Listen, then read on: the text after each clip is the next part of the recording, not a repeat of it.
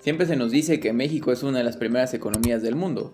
Sin embargo, seguimos teniendo niveles de pobreza muy altos y salarios estancados. ¿Por qué? Acá te lo explico. Entre 1940 y 1970, México adoptó un modelo que se conoce como modelo de industrialización por sustitución de importaciones. Como el mismo nombre lo dice, se trataba de sustituir las importaciones que venían del extranjero por productos nacionales. Muchos economistas dijeron que este modelo estaba condenado al fracaso debido a que, se generó una gran dependencia de bienes de capital extranjero, lo que evidentemente provocó una fuga de divisas, y que además era un modelo que se financiaba a través de el gasto público excesivo que evidentemente se reflejaba en inflación. Pero esto es falso, el modelo de la ICI no estaba destinado al fracaso. Lo que pasa es que aquí se le dio un enfoque muy malo. Si uno observa lo que se hizo en Corea del Sur o en China, por ejemplo, se aplicó el modelo de la ICI pero de forma distinta. Lo que se hizo fue simplemente proteger a ciertos sectores de la economía y solamente por un cierto tiempo. Además de esto, el gasto público siempre se utilizó con cautela. Sin embargo, México se vio presionado a adoptar el modelo neoliberal debido a las presiones del Fondo Monetario Internacional.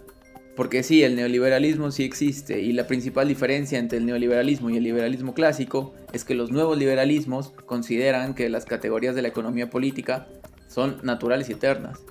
El primero tiene que ver con la definición de neoliberalismo, que es una burrada, porque liberalismo viene de libertad, entonces no hay nueva libertad o vieja libertad. Además de esto, a diferencia del liberalismo clásico que creía que el gobierno y los mercados eran cosas separadas, los nuevos liberales lo que creen es que el gobierno debe estar subordinado a los mercados. Pues bien, México empezó el giro hacia este modelo más o menos a partir de 1970. Se mantuvieron ciertas exigencias de contenido nacional hacia las empresas extranjeras. Es decir, que las empresas extranjeras tenían que utilizar ciertos insumos de las empresas nacionales. Pero ya se estaba empezando a dar la liberalización, se empezaban a dar recortes al gasto público y se empezaban a quitar aranceles hacia las importaciones. Muchos creen que la crisis de 1994, que derivó en el famoso FOA-PROA, fue causada por una crisis financiera, que básicamente el gobierno tenía controlado el tipo de cambio de manera artificial a través de la emisión de bonos.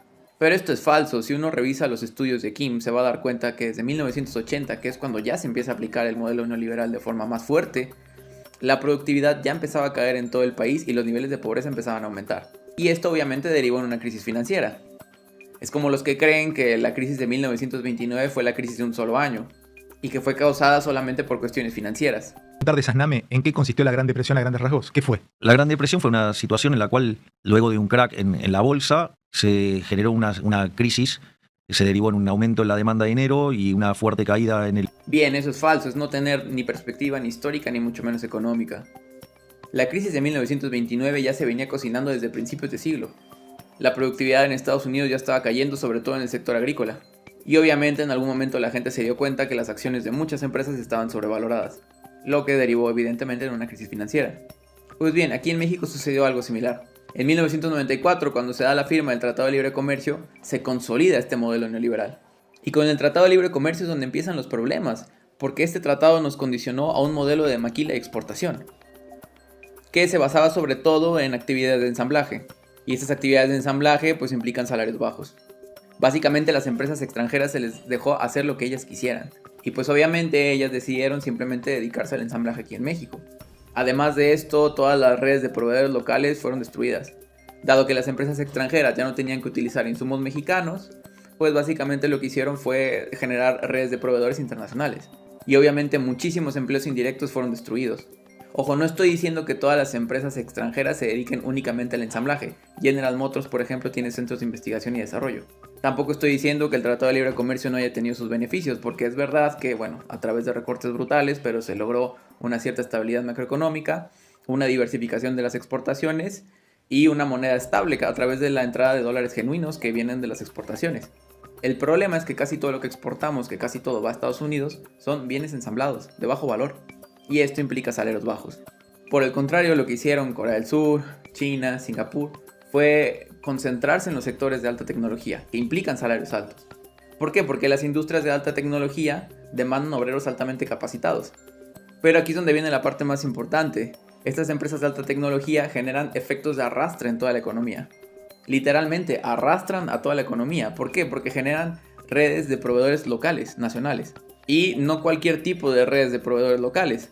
redes de semiconductores, redes de electrónica, es decir, redes empresariales también de alta tecnología que también implican salarios altos. Si hay algo que está fuertemente correlacionado con los niveles de salarios es el desarrollo tecnológico, y aquí hay muchos estudios.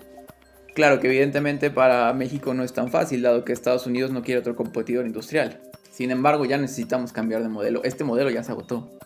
Y el problema es que todos los partidos aquí en México, sea del color que sea, azul, verde o café, todos han mantenido las mismas políticas económicas. Y todos han intentado resolver este problema de la maquila y los salarios bajos a través de un gasto público focalizado, en vez de pensar en otro modelo económico.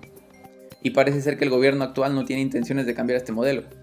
La empresa mexicana de automóviles electrónicos también se va a dedicar al ensamblaje.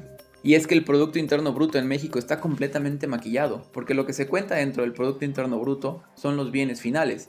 Muchos de esos bienes finales se ensamblan aquí en México, pero la gran mayoría de los componentes se producen en otros países. El desempleo también está completamente maquillado. Simplemente con que una persona trabaje 2 o 3 horas a la semana ya se cuenta como empleado, sin contar la cantidad de gente que vive en condiciones de empleo muy precarias. Pero ¿tú qué opinas? ¿Cómo crees que podríamos cambiar el modelo? ¿Cuál crees que sea la forma para poder salir de este estancamiento?